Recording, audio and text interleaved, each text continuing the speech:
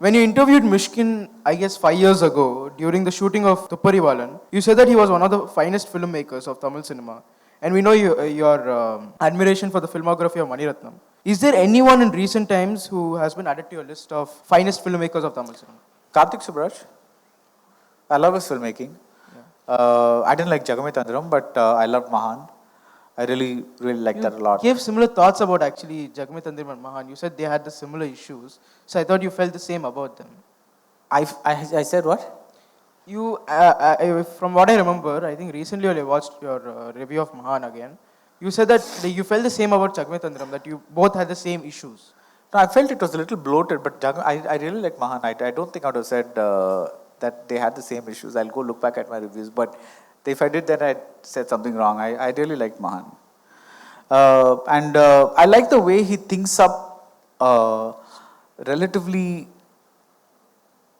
complex plots, but I love the way he treats his characters. Iravi is one of my favorite films. I really like the way that movie is written.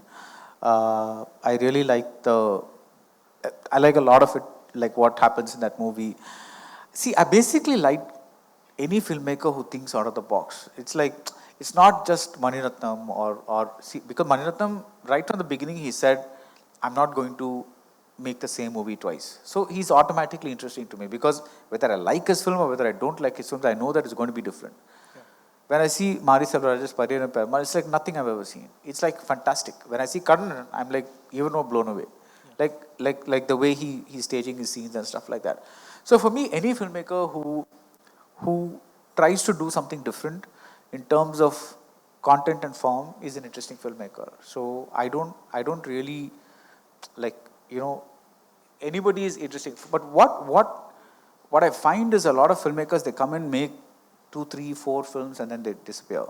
Yeah. And then you don't hear of them again. And only a few people. I loved how Gowtham directed Venjithan the Card. I thought it was superb. It was like really different from his other. It was very, very, very. I'm not talking about the writing. I'm talking about the directing. He just was just something had happened to him. It was like it is so well directed, that movie. So that was something else. And see, it's also it depends on what you like in a movie, right? In the sense that some people see movies for the very karuthu that I don't like. So they're going to like movies only because they say good things, right? I can't say they're wrong. Like Viruman in recent times.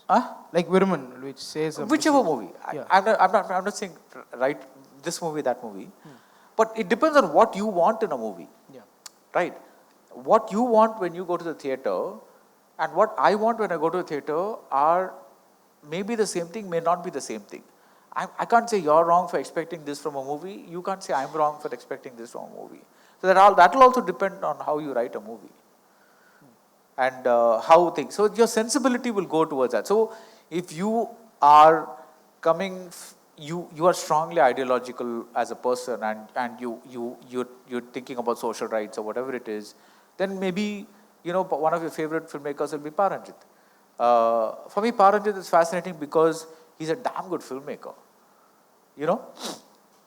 But somebody else might find that.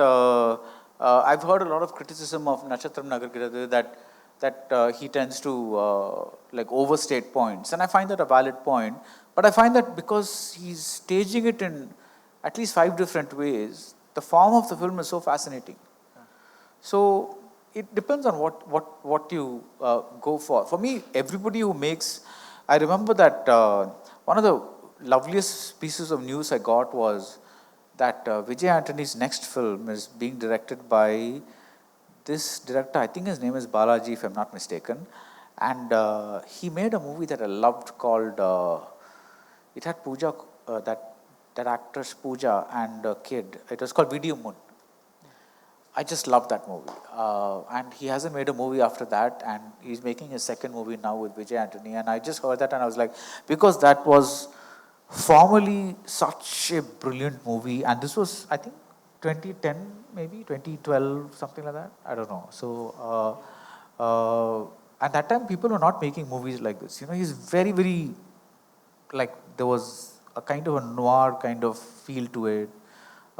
So when I heard that that guy's making his second movie, that made me more excited than like a lot of other announcements. So yeah, so it's not like anybody who makes get me a different experience is thing, because I keep talking about Richard Abraham all the time, but for me that screenplay is so fascinating because on the surface it's your typical boy loses girl one, loses girl two, finds that friend is girl three is his girl, but there's so much underneath it, like from the fact that that Prakash Raj's paralysis becomes a metaphor for the family, and when the family fixes itself in when they go outside and they are welcomed by the Prakash Raj's in-laws, and he is able to walk there again, because he's got rid of all his baggage. There's so much of subtext in that movie. There's like, it's beautifully written. And that's why I'm saying, like people think that, oh, all subtext and all can come only in art films and not. But this is like a mainstream film.